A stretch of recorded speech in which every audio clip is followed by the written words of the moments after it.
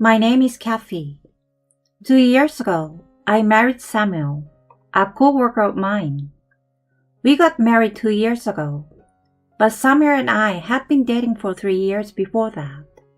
Back when we were still dating, Samuel was a very kind and dependable man. My parents fell ill and died at the same time, so he was devoted to me and supported me through my depression. I was an only child, and suddenly my family was gone. I was left all alone. Samuel came to my house almost every day to be by my side. Let's become a family together. I was so happy that I cried when he said to me, I'm not alone anymore. I have Samuel. I felt that way after having been married with him for about 6 months. My in-laws divorced when Samuel was very young. Samuel was worried about his mother, who had raised him as a single parent. So I agreed to live with her if it would be good for my mother-in-law. My mother-in-law had been kind to me during our interactions. I thought that with my mother-in-law, there would be no problems. I realized that this was a big mistake. Soon after we got married. Cassie, you've lived alone for a long time, right? Why are you so incapable of doing housework? Soon after I got married, I quit my job and became a housewife. My mother-in-law tilted her head to the side when she saw the lunch I had prepared. I froze and said, "Huh?" absent-mindedly. My mother-in-law sighed and held her head in her hands. You know, you've been working for a company, so maybe it's excusable. But now that you're a housewife, it's your job to do the housework. You have to do it perfectly. What is this? This food looks like leftovers.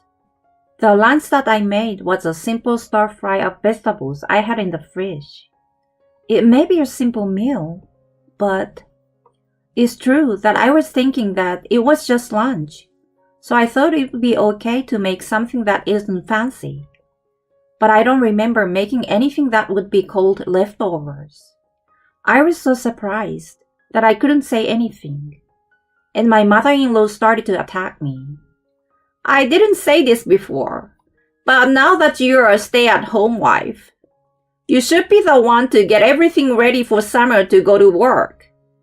You should iron his shirts every day and put a handkerchief in his pants pocket. But Samuel can do everything himself. Cassie, I'm saying, you are a stay-at-home wife now. I'm telling you to do your duty. My mother-in-law was a single mother. She had also been working for a company all her life. But due to her back pain and the fact that my husband and I moved in with her, she quit her job. That seems to be why she was concerned that I was neglecting my job as a full-time housewife. My mother-in-law had very high expectation of me as a housewife. First of all, I had to get up before Samuel in the morning and prepare breakfast. Of course, she would not allow me to cut corners in the kitchen. After that, I had to ventilate the house so that Samuel and my mother-in-law could wake up comfortably. I would then help Samuel to get dressed in a shirt that had been properly ironed. I'd also check if he had forgotten anything. I'd put his bag at the front door so that it's ready for Samuel to pick up when he goes out. After watching Samuel from the front door, I'd clean up and prepare lunch. My mother-in-law totally makes sure that I don't cut any corners. She strictly tells me not to waste money when shopping. If I'm out shopping longer than expected, she'd ask me, "Where did you go playing around?" I have to hurry back home because my mother-in-law keeps saying that. I make sure Samuel has something nutritious for dinner so that he will be energized for tomorrow. I also have to clean the bathroom every day, and I am the last one to take a bath. If Samuel gets absorbed in watching TV and take a bath too late, then it's troublesome for me. When I go to bed at night, I was not allowed to sleep until Samuel and my mother-in-law were asleep first. I'd make the bed for Samuel and my mother-in-law, and they would sleep there. After that, I'd make my own bed. This was the kind of work my mother-in-law wanted me to do as a housewife. Samuel was at my mother-in-law's beck and call. You're a housewife, so you have to do this. It didn't take him long to start taking me for granted. If he found even the smallest bit of trash in our room, Samuel would get angry and ask me if I had skipped cleaning. And if I didn't rub his shoulders when he was tired from work, he would get angry and say, You don't look after me at all, do you? He would glare at me sarcastically. I'd start feeling anxious seeing Samuel's face every day when he came home. I tried my best to do my job as a housewife, but my mother-in-law and Samuel were never satisfied with my level of housework. Every day, the bar was raised, and if there was even the slightest bit of mold in the bathtub, Samuel would yell at me for not doing my job. If I was even a little late for preparing meals, my mother-in-law sighs at me and says things like, You didn't do your work. You really are a useless wife. The most painful time for me was when Samuel played games and went to bed late. He would get angry if I went to bed before him, so I tried my best to stay awake. My body, tired from working from morning till night, was in desperate need of sleep. I once fell asleep and got a smack on the cheek. You're a housewife. Don't go to bed before me. It wasn't a hard slap, but it hurt my heart more than my cheek. But I remember that I almost cried. But crying would have made the sermon longer, so I said I'm sorry. I apologized right away, chugged some coffee, and somehow managed to stay awake. That was my daily routine for 2 years. More than once I thought it would be better to get a divorce. But when I thought that I didn't even have my parents anymore, I was afraid of what would happen if I divorced without anyone to rely on. I couldn't take that step. On the other hand, Samuel had gone to the trouble of getting a divorce decree for me. He showed me the divorce papers that he had already filled in and told me this. If you don't do your work, you are out of here. My mother-in-law boasted to me every day that she always did a perfect job of housework when she still worked. I can get divorced anytime I want to, so get working. I was obeying him with a hazy feeling in my head every day.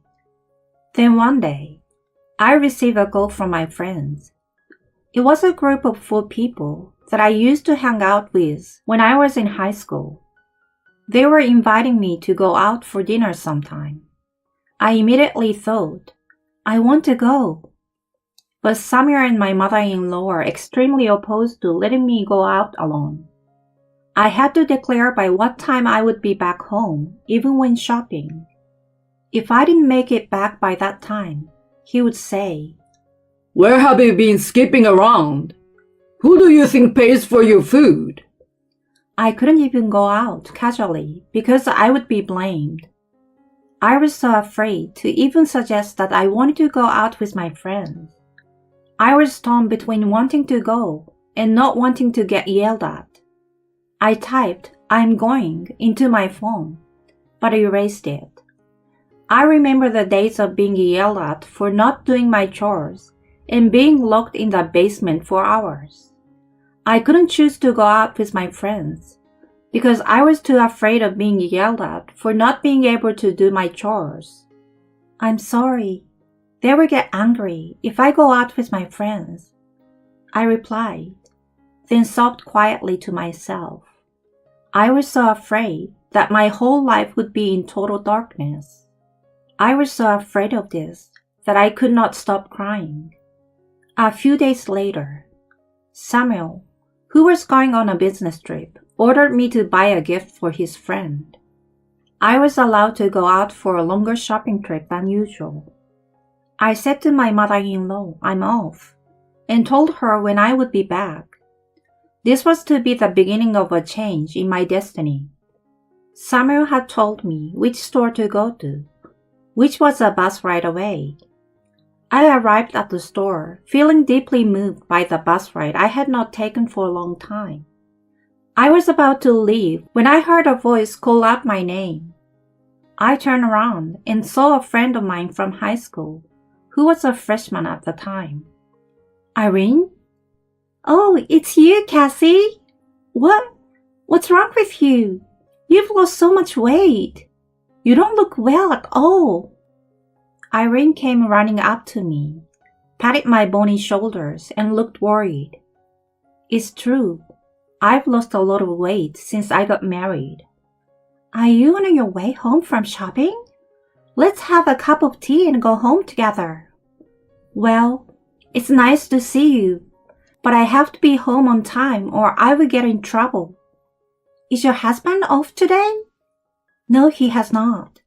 I told my mother-in-law when I'm supposed to be back. She gets really mad if I don't come home on time. I have to take in the laundry, and after that I have to make sure the ironing is done. She gets mad at me if I don't make dinner. She's always getting mad at you, huh? Yes, I'm always getting yelled at all the time.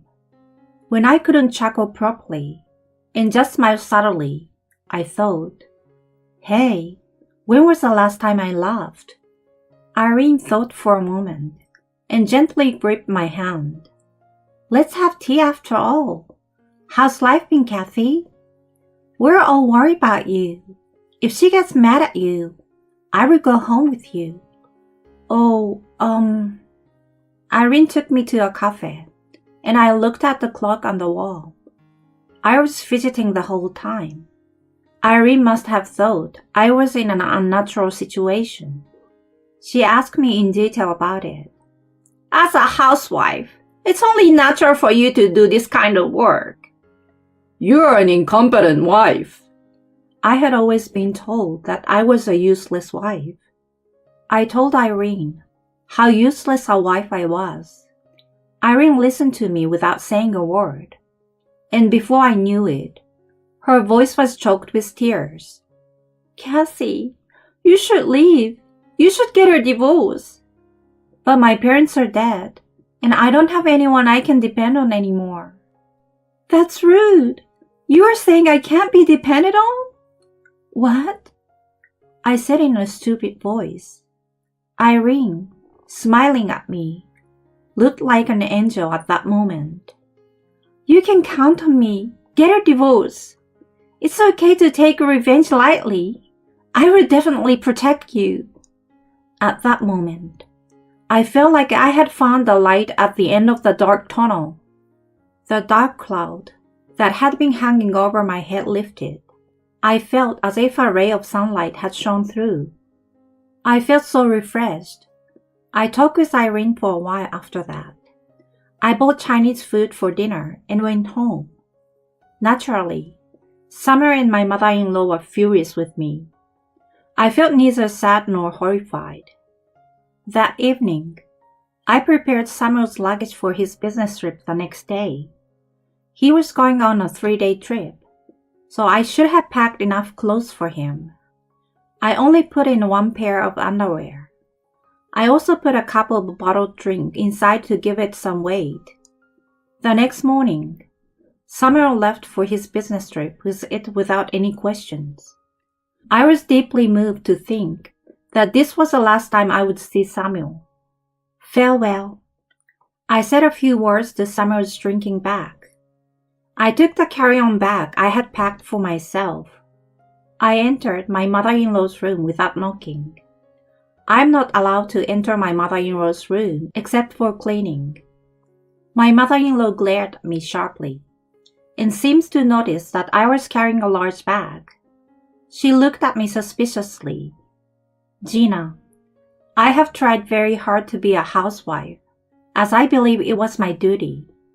But I'm not a slave to you and Samuel. 2 years in this house has driven me insane. I'm awake now, and I'm going away. It sounds like you are telling the truth about being lazy. What are you talking about? Get on with your day's work. I won't listen to you anymore. I'm divorcing Samuel, so from now on, we'll be strangers. Then I showed her the divorce decree. I think she finally realized the gravity of the situation. Samuel's been talking a lot about this. I can divorce you anytime. Samuel's signature was the only thing on it. But now it is signed by me. Kathy, did you talk to Samuel? I can't believe you're suddenly divorcing him. My mother-in-law was more confused than angry. I suppose it must have been a terrible blow to her to lose me, her slave. I found it strangely exasperating, and I was all smiles. Well then, I said cheerfully, and left my mother-in-law's room. Wait a minute. I won't allow you to divorce without my permission. There's no rule that says I need your permission. I'm an adult and a human being. Who's going to do the housework from now on? As I put on my shoes at the door, my mother-in-law stood in front of me with a desperate look on her face, which made me laugh. I don't know anything about that. I'm already a stranger to you and your son. Goodbye. I pushed my mother-in-law out of my way and go out the front door. Irene was waiting for me in her car. My mother-in-law is looking at me like she's in a daze. Oh, you must be the mother-in-law who has been bullying Kathy, the one we've heard so much about. Who are you? I'm a friend of Kathy. I'm a lawyer. Kathy has decided to get a divorce. She's going to file for alimony, etc. So please be prepared. Yes, actually, Irene is a very accomplished lawyer. She's going to mediate between me and Samuel, and she's working to make sure that I get paid for everything that I've been through. I went inside Irene's car, lowered the window, and gave a big wave to my mother-in-law. Goodbye.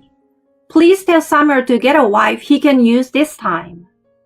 Irene started driving, just as I cheerfully said my parting words.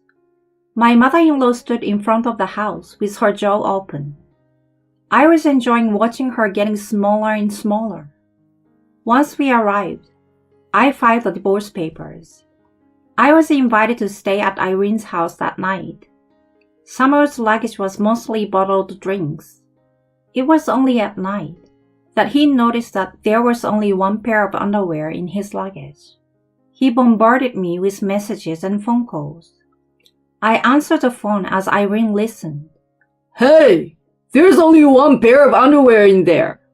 And what the hell? You put all those plastic bottles in there. I just wanted some final revenge. What? We are divorced, so we are strangers now. Today, I signed and filed the divorce papers that you've been showing me over and over again. What are you talking about? Samuel's voice sounded so confused. Irene is giggling. I also felt very refreshed with this sense of freedom. So I said my goodbyes to Samuel. It would be nice if you can find another wife who won't take revenge or divorce on her own like I did, wouldn't it? From now on, you will be speaking to my lawyer. I'm so happy and excited to know that I will never have to see Samuel's face again. Bye. It was fun when we were still dating. Samuel was still fussing on the other end of the phone. I hung up and blocked his number. Later, I received a large sum of money and half of his property thanks to my lawyer Irene. I wanted to rent a house with the money I received. It's better to get a job first, you know. Irene advised me to find a job first, so I started my job search. After I found a job, I thanked Irene and started living alone. Summer and my mother-in-law were very angry that they had no one to do their chores now that I was gone. Summer was wearing a really sloppy shirt. Maybe he couldn't even iron them himself. Irene laughed in amusement. Now that I have a fresh start in life, I'm so happy.